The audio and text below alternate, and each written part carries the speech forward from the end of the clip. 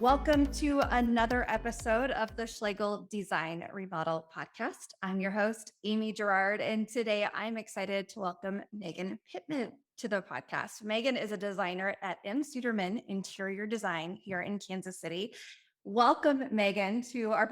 Thank you, Amy. I'm happy to be here. Thank you for having Yay. me. Yes, I'm so excited to dig in and ask questions because we do design, but a little bit different when you do design. So that's kind of Right. fun. Okay, Yeah. so then speaking of that, can you kind of describe what an interior designer does?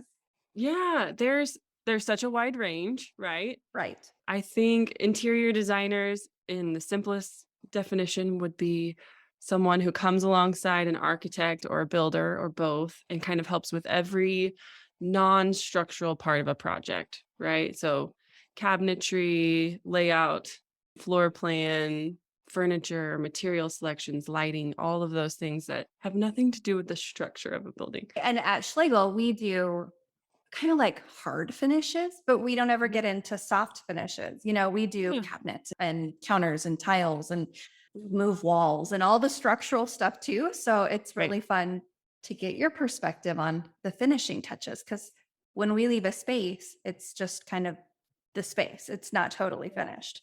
Right. I kind of said that our clients sometimes get confused as to what we offer versus what sometimes other interior designers offer. Cause like you guys do the whole spectrum, but aren't in the construction piece. Let's start with your background. How did you get into interior design? Yeah.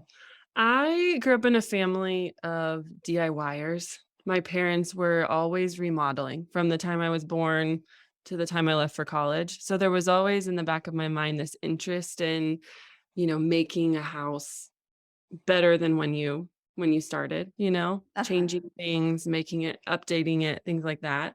When I went to college, I came out of high school really interested in both math and art. Loved art history. So I kind of looked to the College of Architecture to I went to OU, Boomer Sooner, by the way. But looked Gonna looked look at the much. College of Architecture to kind of find a career where I could use both that math side of my brain and the creative side, and landed on interior design and absolutely loved the program there at OU. They really were, because it was in the College of Architecture, integrated with the construction science program and the architecture program, which was good preparation for the real world or working on a project with you guys, right? Where you Right. kind of have a meeting of the minds and everyone has their niche or their place in the project, but you work together to make the whole picture happen, right? Right. Yeah. Wow. So you guys were always living in some sort of construction growing up? Oh my gosh, almost always. Mhm. That's Dad would hit awesome. mom in the head with a crowbar. I mean, like, crazy stories growing up. We were always working on projects, but it was so fun, and that's truly what I would give credit to my interest in, Yeah. like, remodeling, design, new construction. So are you a DIYer? To a certain extent. Some of that growing up taught me not to do it yourself, right? Right. Don't touch plumbing. That's what I've Uh-huh, learned. Don't touch plumbing uh-huh. or electrical. What's funny is now my parents are one of my clients doing a new construction project, so they've finally learned not to do it It's themselves. funny. It took a while, but they're there.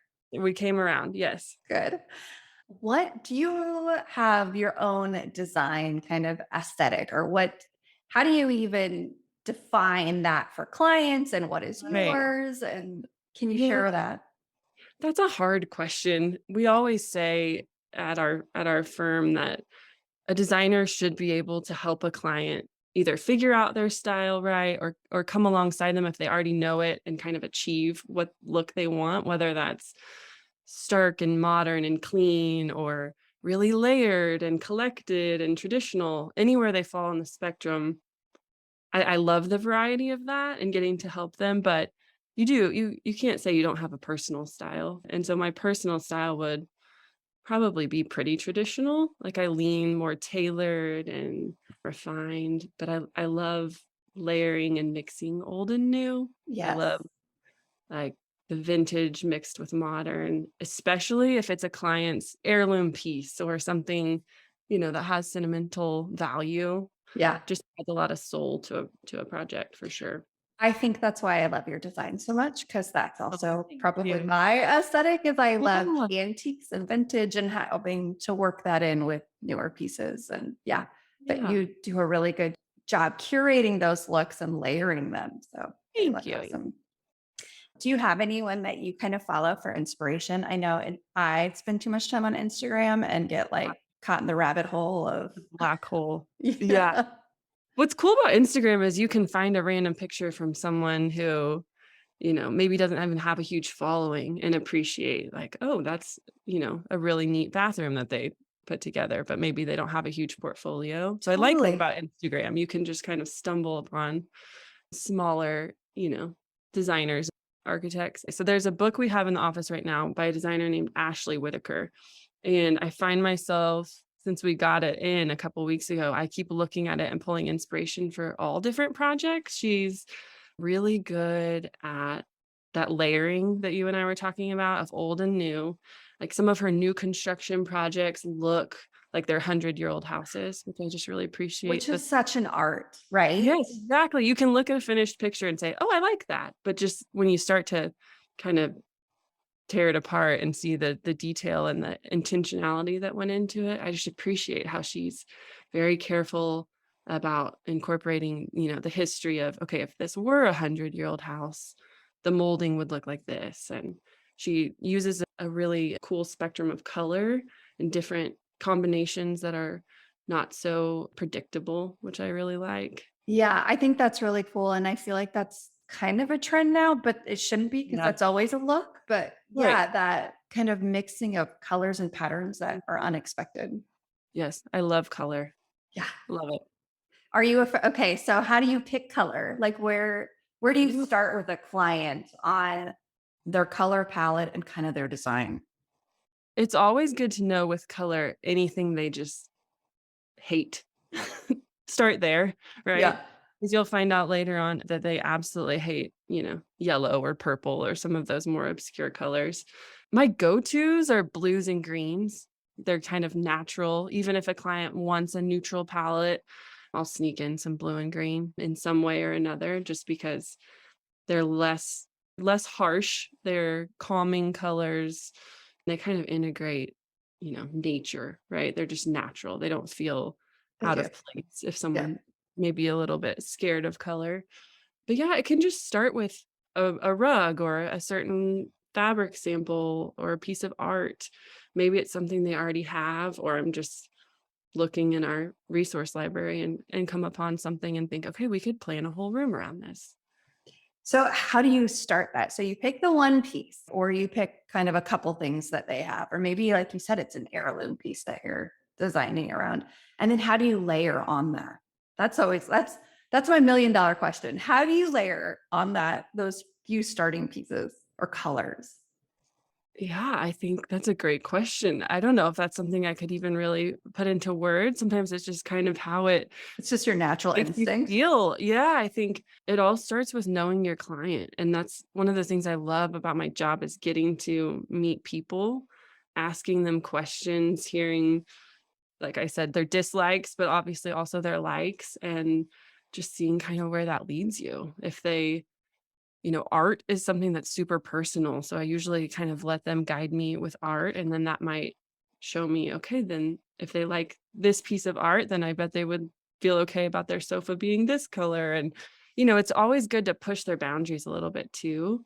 I think if I just gave someone exactly what they asked for and thought that they wanted, in the end, there might be some regrets for them. Yeah, They could have disappointed. done it themselves, right? They Right. hired you because they want something they feel like they can't do on their own, and so pushing them just a little bit outside of their limits each meeting and getting to that end result is exciting to me. That it exactly, and that is why people look to you because otherwise, like, my stuff all tends to look the same eventually because I just stay in my bubble. We all do. Yeah, I mean, it's so much harder to even do for myself than for a client. Really? Yeah, oh yeah. Designing stuff at your own house, it just takes longer and it feels, I don't know, just like you could spiral doing it for yourself. It's always helpful to ask for for someone else's opinion. Yeah, I for sure. When you first start with a client, you might start from that piece and work in colors. Do you present a design board? And do you always do a whole room? Do you sometimes just do pieces, or how does that process work?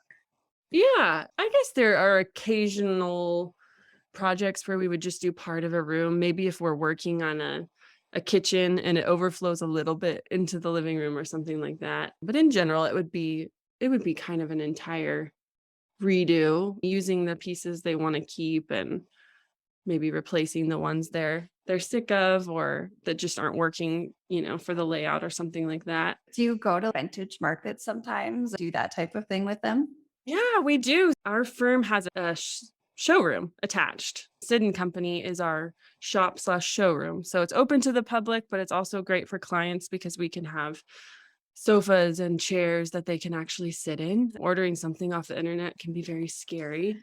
And so it's nice that they can come see how it sits and then, order it in their fabric or change the cushion style or finish, things like that. And so we do incorporate vintage pieces in the showroom. Our owners will go on buying trips. We're also kind of located in an antiques district in the West Plaza, which is fun. So we can just go to our neighbors' shops and find, like an old chest that we turn into a bathroom vanity or dining chairs that are old to go with a new table we found, things like that. I went down there for the first time Oh, and good. parked and went through one of the stores last Friday. I've always wanted to and had time and did it last Friday. And on my way out, I was like, "Oh my goodness, that's where their Yeah, office you is." should say And hi. Say coincidentally, hi. I had just reached out to a few days prior. I was like, "What's That's the fun. irony in that?" So I yeah, now I have know. to stop by. We're kind of in a little hidden bubble gym over It there. is a gym though, and that's why I've Mhm. always driven past and never stopped. And I was like, I have Yeah, an hour to spare, so I'm gonna go check out some antiques. good. Did you find anything? No, No. I didn't, It but can that's be okay. overwhelming. The There's a one lot. we went to was like There's a lot. it was a lot in one room, Mhm. or one. I can't even say one room. Room after room after room after Room room. after room. Yeah, Yes. yeah. I But know the that is shop. like one of my favorite things to do is antique. So Yeah. kind of gave Kansas me. City has some good places to do that. It's nice. You don't really have to leave Kansas City to even We have find. the best antiquing, and the first weekend, which is coming up with in the West Yeah. Bottoms, and yeah, I love it. Okay, are there fabrics that you always use and fabrics you will not touch? I'm dying to know Hmm. that. Interesting. For functional reasons, yes. I think velvet scares people because it feels soft and expensive, but it wears like iron. So velvet is a absolute favorite of mine. I love the way it looks and I love the way that it will wear over time on a sofa. That basement you were talking about earlier, that big green sectional is It's velvet the and I love it. greatest piece Uh, ever. so velvet is definitely a go-to for me and one that I love the look of, but for functional reasons, we'll sometimes shy away from is linen, like a true 100% Belgian linen, absolutely gorgeous. But depending on the client and their needs and how they're going to use the space, it just practical, not the best. It's easy to wrinkle. If it's draperies, they can shrink or grow depending on the heat or the temperature. Really, I guess that makes sense if my linen clothes do that. That would make sense that Exactly. linen fabric in your home would do Exactly. that. Yeah. Yeah, but love the look of it. There's good linen blends that you can use to get that look, but get a little bit more functionality out of them too. So you do draperies too, right? As part of your designs? Absolutely. Yeah, Okay. we See, do. We I, we I'm try even to do it thinking, all. I'm sitting here going, my own house could Mm. use. How about prints? Do you do a ton of prints? Are there certain prints that you lean towards? Any certain genre of they are across the board. I feel like I've They been are digging into across the prints board. and wow, there's a lot of options. Yeah, I think just looking around my own house, I have lots of stripes, lots of plaids. They almost, depending on the scale, can feel like a solid. And then it's easy to pair another, busier print with them. I love right now, I'm loving block prints. So kind of that handmade look. But yeah, I think it again just kind of depends on the project and what they like. There's this draw right now back towards floral, which is funny for some of us who remember that My growing up. bedroom was wallpapered in floral, my Oh, bedspread yeah, was floral, my curtains were floral, and you know exactly. what? I kinda wanna add floral again. So that's Yeah, what's we're really back. funny. It's We're like back. It always comes back around, and it's funny because it can either evoke this, like, nostalgic, "Oh, my room was floral growing up," and you want that again, or it's like, "Oh my gosh, I've done that. That takes me to a place I don't wanna go back to. right, No floral." So, right. It's again, it like just bell it bottoms for our parents, right? When those exactly, came back. exactly. It all comes back around, so It totally does. How do you feel about prints on couches? Do you leave them to, like, accent chairs, or do you do them? I've seen them lately in bold. couches. That is Yeah, bold, bold. yeah. To be honest, I personally have not done that. Not to say that I wouldn't. That's just bold. That's a hard sell, you know? It is Your because your you have to sofa love it. yeah, your sofa should last you a good decade or so. So, yeah, I think timeless is always in style, and so I wonder about some of those trends, are you gonna want that in 5 or 10 The years? floral chintz sofa. Well, Yeah. you know what? Since our parents, we had that growing up, our parents picked chintz sofas, and we remember them not wanting them anymore. I think, you know, history repeats itself, so I think I showed my mom one on Facebook that was being resold because 'cause I'm furnishing a room and she's like, "I had that. You had that yeah, growing up. You don't ex want that." exactly. We had that. That's exactly what I'm talking about. People are like, "Either I had that good or I had that bad. I don't want that again." Right. Totally. Okay, so talking about couches and accent chairs, how how do you look at a spatial layout and decide scale and like rug sizes and where things kind of go? And again, Mm. that layered look of a small accent table and then maybe like how do you do that? Is that all in your brain or is that a science? A little bit of both. It's a puzzle. I love puzzles. I love having a puzzle out on the coffee table and occasionally working on it while the TV's on or something like that. And so space planning really is the same thing. I use like an AutoCAD program to actually draw it out. So in a way it is a science. Mhm. You gotta measure and numbers matter. But there is kind of an art to it. It's asking clients, how are you going to use this space? What are your priorities here? Who uses this space? Maybe it's a family and mom and dad work from home. And so Monday through Friday, 9 to 5, it's a work from home study. And then in the evenings and on the weekends, it's a free for all playroom, TV room. So I think it's asking how they use the space, figuring out what they're going to use it as most often matters because sometimes you can't make it both a playroom and an office. So, whatever you use it as more is probably what we need to plan for. Formal dining room. Do you host Thanksgiving one day out of the year? And then what are we going to use it for the other 364 days out of the year? Let's plan for that. I think that's really important part of the puzzle, and then just, yeah, starting to draw in the pieces, and I usually give them a couple of options. Here's a layout where we've got a game table over here and a living area over here to watch TV, and here's a floor plan where, you have one big area for everyone to hang out together. What do you prefer? And Yeah. then kind of going from there and placing that, okay, here was the placeholder for the sofa. Here's 3 sofa options. Which one do you like that are that size, What about even like back heights? Does that Mm. come into play? Because some sofas are low, some are high, some chairs are like small scale. I mean, Oh, furniture. absolutely. Absolutely, yeah. If you completely just went off of, an aerial view floor plan, you could be very disappointed when you, Yeah. walk into a room, right? And, there's tiny chairs in front of a 20-foot fireplace. So, absolutely, that definitely plays a part spatially, all directions. Yeah. And rugs with that too, right? Like how Yeah, you lay out a I rug think and one does of it go in the middle or does it go underneath everything? mhm. Yeah, I think one of the biggest mistakes that I see about rugs are people just going too small and it kind of feeling like a postage stamp in a giant room. There's definitely different layouts you can use for rugs. I'm totally okay with the back of a chair or sofa being off the rug if it makes sense for that space, but I would usually err on the side of a bigger rug. Yeah. A a good money saving tip for that would be to layer.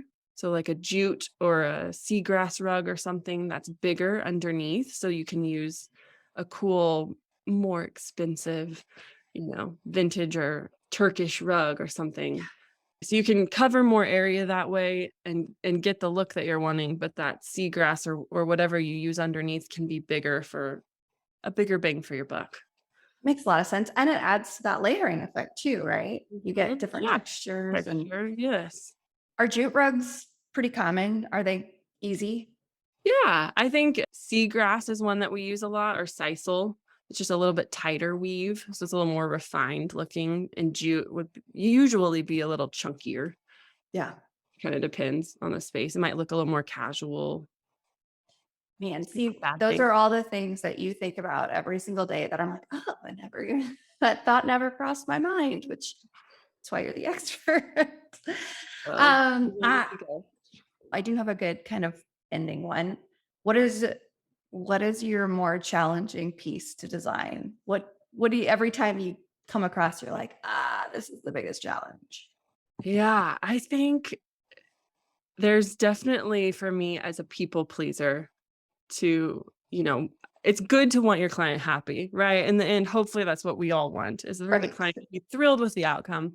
But as a people pleaser, I find this tension sometimes between what the client is saying that they want versus ever having walked through this project with them, seeing the need Mhm. and kind of pushing them out of their comfort zone a little bit back on track in the direction of, I hear what you're thinking you want, but this is really what you need and what's going to get you that end result. That tension there, I mean, it's usually, they trust me and it usually goes well, but for me as a people pleaser, I think the fear of like, oh no, I'm gonna have to push them a little bit here, that's hard for me, and I think you end up being a little bit of a counselor sometimes Oh, in this I'm experience. sure. And I'm sure you're also dealing with his style and her style, or her and her Totally. style, or his and his style. Like everyone's different. That's a huge hurdle for me. I think you you come into their home, it's so personal, like how you're gonna use the space, how they're gonna live in it, how they wanna feel when they're there. And yeah, a husband and a wife might have very different opinions about what that should be. And so helping them Yeah. compromise Literally on being the the middle ground, but yet pushing uh-huh, them both out of their comfort zone. That I definitely. I guess I expected you to be like, well, when it's a giant open space and I have to fill, that was kind of what I thought you would Ugh, respond. but So it's really interesting that it's totally the people part that, totally, which I yeah, love. It's also navigating. my favorite part of the job is the people. Yes. But yeah, the space planning, I don't know. It's kinda like you said, it's more of a science. It's like we can make it work, Yeah. We can Like solve you've that. done it. You can figure it out. If it's a new Yes, challenge, you're up to it. But it's love the it. people. Yeah. Yeah, Yeah. it's all I in our industry, it's the people that makes every project so amazing. It's yes, their personal styles and their tastes. And but yes, to your point, I think our own design team has that too, navigating those. yeah, yes. Well, Megan, thank you so much for Thank you, joining. Amy. It was awesome to hear about how you kind of attack style and the things that you do and just Thanks. to get to know It you a was little fun to bit. talk to you. Yeah, fun to talk. I appreciate it. Thank you for having me. Absolutely.